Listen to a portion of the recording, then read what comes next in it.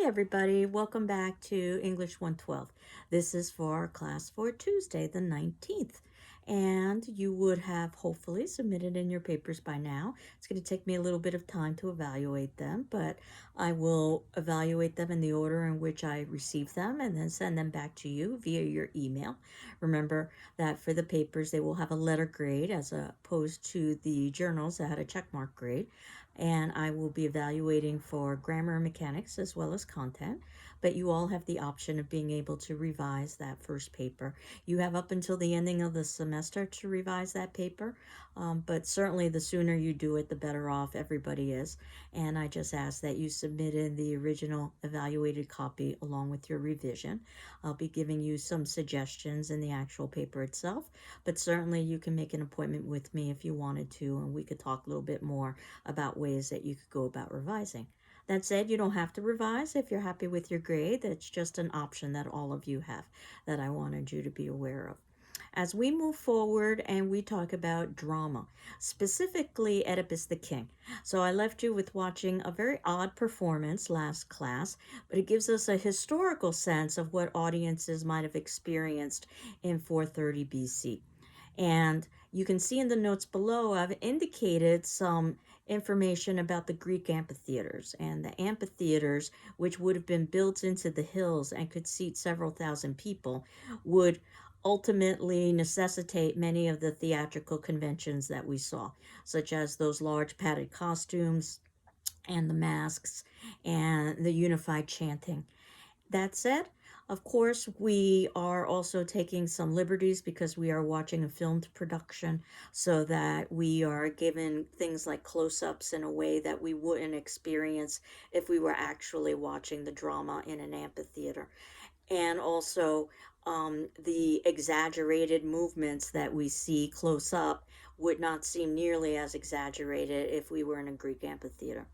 But in the notes below, I have a short video that I'd like you to watch about amphitheaters.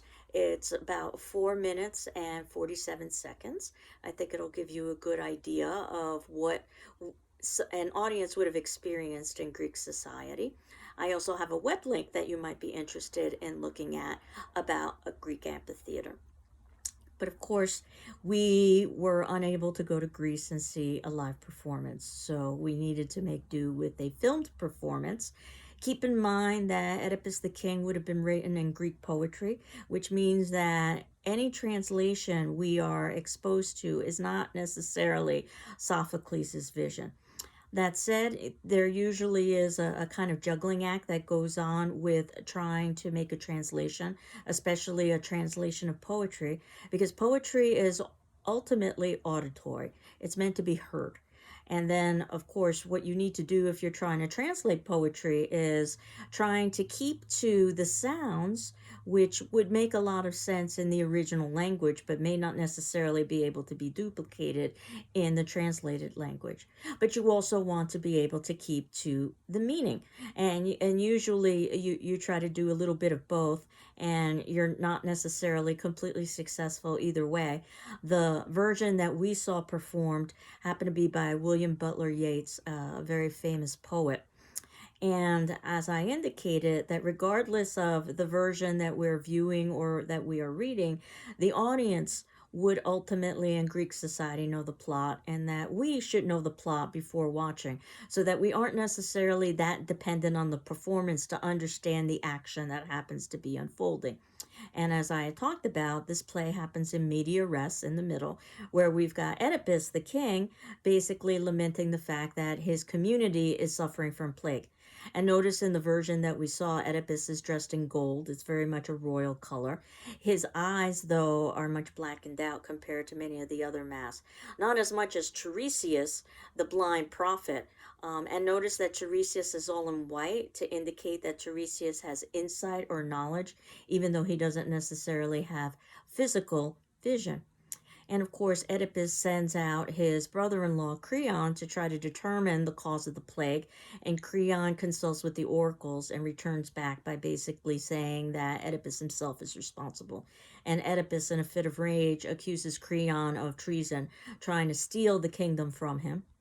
And Creon declares that no, he would never want Oedipus's position, which comes with so much responsibility. He's quite happy being within the royal family and getting many of the advantages of being royalty without the responsibilities.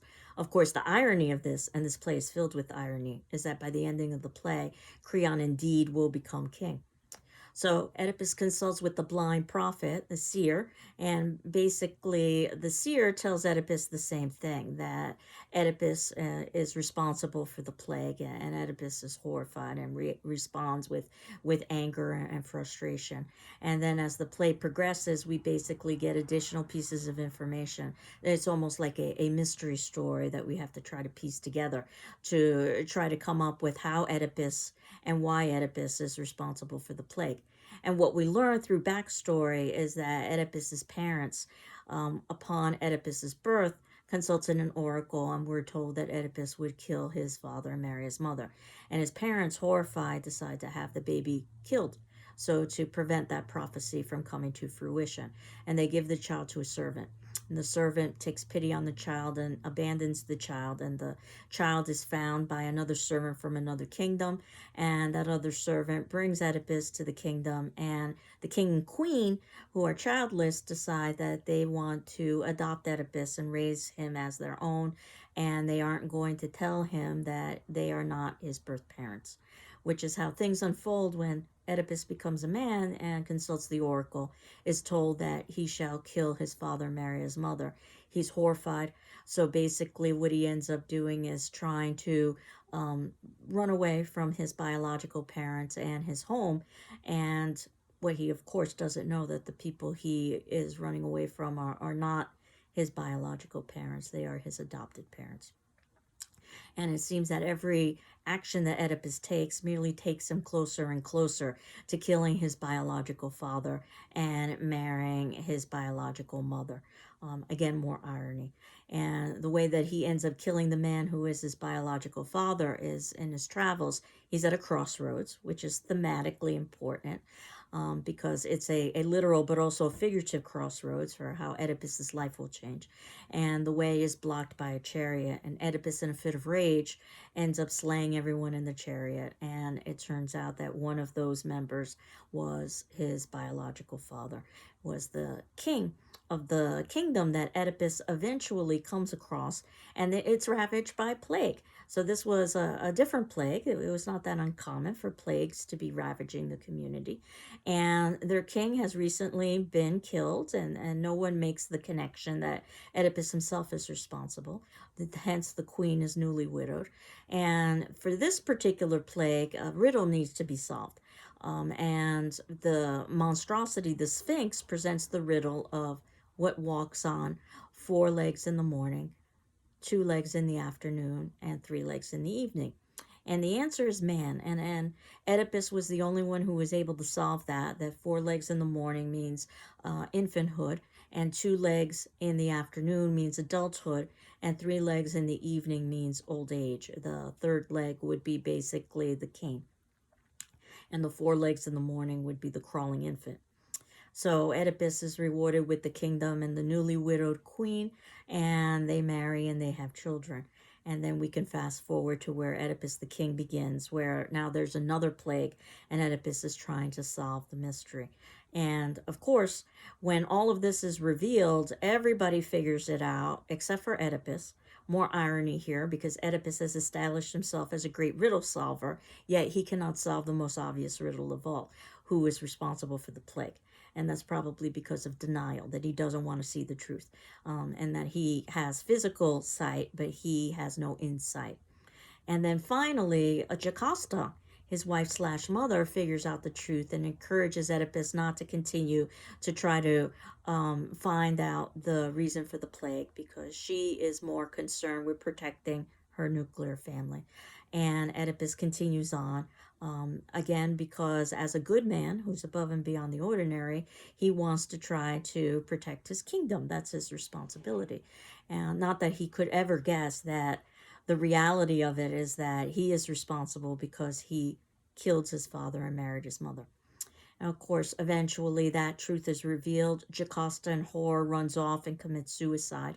And Oedipus finds her body and takes the brooches from off of her body and blinds himself in order to punish himself, but also it's thematically significant because his eyes have betrayed him.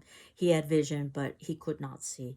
And now that he no longer has physical sight, he does have insight. And then the ending of the play is when Creon, ironically, is going to be taking over as king, shows Oedipus some mercy by allowing Oedipus to say goodbye to his children. Note the costume change in the production that we saw at this point. Oedipus is now in a black veil to denote blindness, and he also is in a red costume. The red would signify blood because obviously it's very bloody that he's gouged out his eyes. He also is responsible for a blood crime, which is incest. And then at that particular point, he says goodbye to his children, and then he goes off in exile. Exile would be seen comparable to death, in effect. So Oedipus is taking responsibility for his actions at that point. And all of this is related to the idea of tragedy and tragic hero as defined by Aristotle. That, as you will remember, we had talked about that you would have a great man who's above and beyond the ordinary. And this would be Oedipus because he's first royalty, so he's above and beyond the ordinary. But he also has established himself as having great intellect because he, above all else, above everyone else, was able to solve the riddle of the Sphinx. So this is how Oedipus would be considered to be superior to the average person, certainly to us as a reader. This is important because we need to admire this person, and we also need to feel a certain level of fear that if this person could experience this kind of descent, we can as well. And Oedipus also shows that he is a great man above and beyond the ordinary because he's concerned with the welfare of his community above his own welfare when he's king. So he continues to delve into the mystery of why the plague is occurring, regardless of the consequences. And he oftentimes says things like, even if I myself am responsible. Of course, that's dripping with irony because he is responsible. And while the characters in the play may not necessarily know that, we as audience know that. So we can appreciate every piece of foreshadowing and every piece of irony. Now, the downfall, because this great character should experience a downfall, is obviously that this character killed his father, he married his mother, ended up having children with the products of incest, ends up subjecting his kingdom to a new plague because of his sins, and ends up losing his kingdom and is blinded physically by the end. So ultimately, you can definitely say that Oedipus experiences the downfall. Through both his flaws in character, errors that he himself committed, and he committed quite a few. I mean, certainly he has excessive anger. We see this when he slays that individual at the crossroads who happens to be his father. Also, when he accuses Creon of treason, for instance. We know that Oedipus has paranoia. Again, when he's thinking that Creon and also Tiresias are trying to plot against him. We know that Oedipus suffers from denial, and that what's most obvious is something that he refuses to see. And again, these are elements that perhaps all of us suffer from: excessive anger, paranoia, and denial, at least at one point or another in our lives. So one of the lessons of the play is that we shouldn't duplicate these kinds of errors, because if Oedipus fell so greatly, can you imagine how far we would fall? And also hubris, which is excessive pride or arrogance. And Oedipus is definitely proud. He's proud enough to believe that he's innocent. And he also is proud enough to try to usurp the will of the gods. And this is where contemporary audiences have some difficulty perhaps understanding the society and the message of Oedipus the king in 430 BC, that the gods should be all-knowing and should be respected. The idea that someone would try to usurp the will of the gods, even if the gods have a prophecy that would be horrific for one's future, illustrates a certain level of pride and arrogance. And notice that Oedipus does this by trying to change his fate, by trying to run away from his parents. And again, we can certainly empathize with his actions because any good individual would try to stop a terrible thing such as the murder of their father and marrying their mother. That said, by trying to usurp the gods, Oedipus shows that he is overly arrogant and he will be punished for it. Likewise, Oedipus's parents are equally arrogant in thinking that they can usurp the gods by believing that if they have the child killed, they can stop the prophecy. And this play always reminds me of something like a Twilight Zone episode, which I think I might have mentioned in a previous class, that this television series in the 1950s had some of the best short story writers of the day, and oftentimes ended with a twist ending. And if we think about something like Oedipus the King, I think it's very common and very normal for readers, myself included, as many times as I've read this play, to continue to read and look for the loophole. That there's got to be a way to prevent this from happening.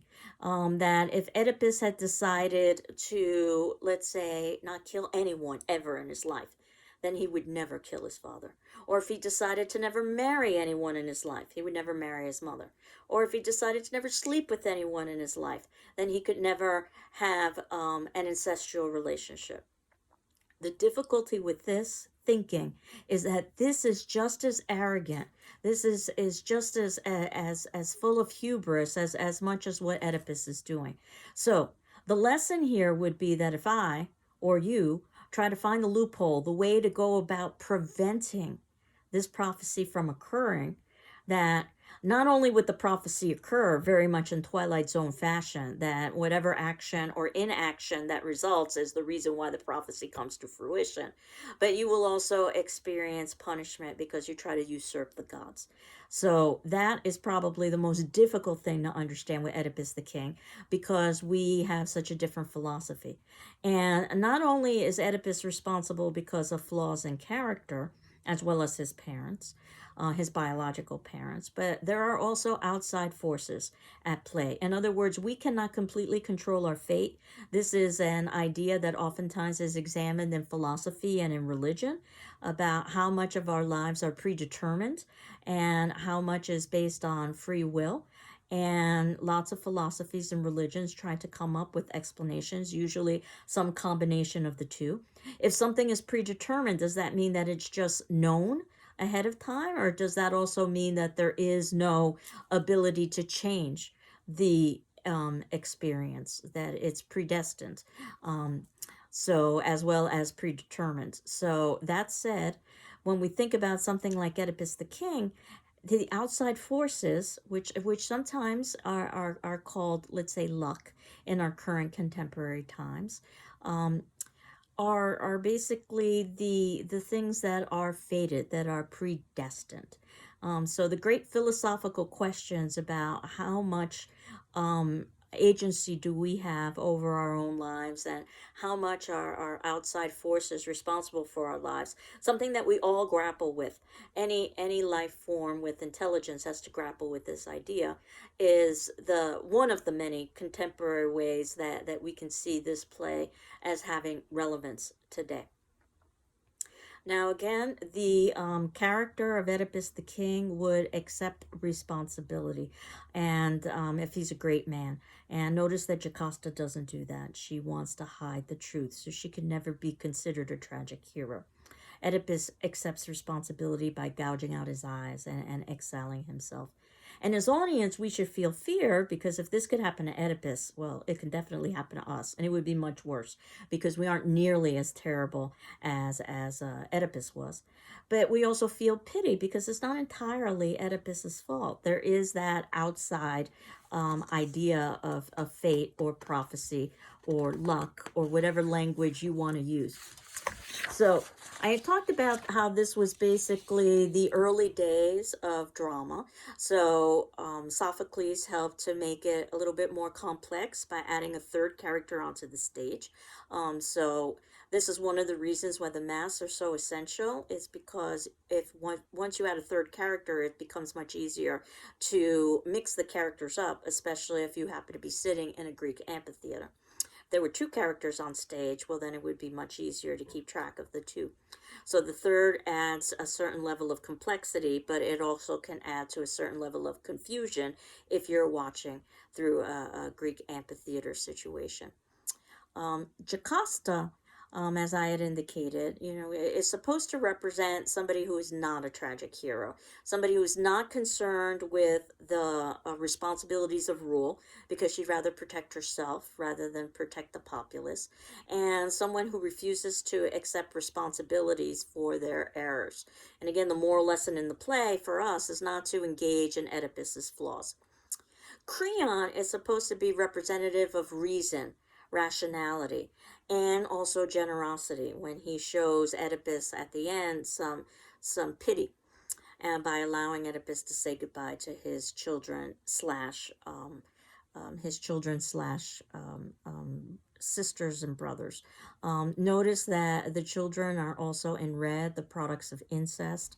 Um, and I had talked about how Oedipus the King is part of a trilogy, three plays. The next play is the story of Antigone, which I believe is included in your textbook. And this is the story of Oedipus's daughter, one of his daughters, who is an adult. And it's also the story of King Creon, because remember that the ending of the play ends with Creon becoming king. And what's interesting about Antigone is that the character of Creon is very different in the second play than he is in the first play. In the first play, he's supposed to represent reason and rationality and generosity. In the second play, which is titled Antigone, and based on Oedipus's daughter, Creon is very much like Oedipus with lots of flaws. And part of the examination in that play is that what happens to an individual when they are given power? Or if you've ever heard the old expression, absolute power corrupts absolutely. But we get a very different kind of Creon. And then the third play, Oedipus at Colonus, is a question of Oedipus as an old man, still wandering blind with his walking stick. Has he atoned enough to achieve the forgiveness of the gods? And I'm not going to tell you, you'll need to read the play in order to be able to find out. And Tiresias, as that blind prophet, is rather ironic because he can see, but yet he can't see. And then, of course, we have the chorus, which is probably a very odd convention, as you saw. They're supposed to represent the populace, much like the extras, but they also are, in many ways, the narrator, since they can comment on the action that happens to be occurring.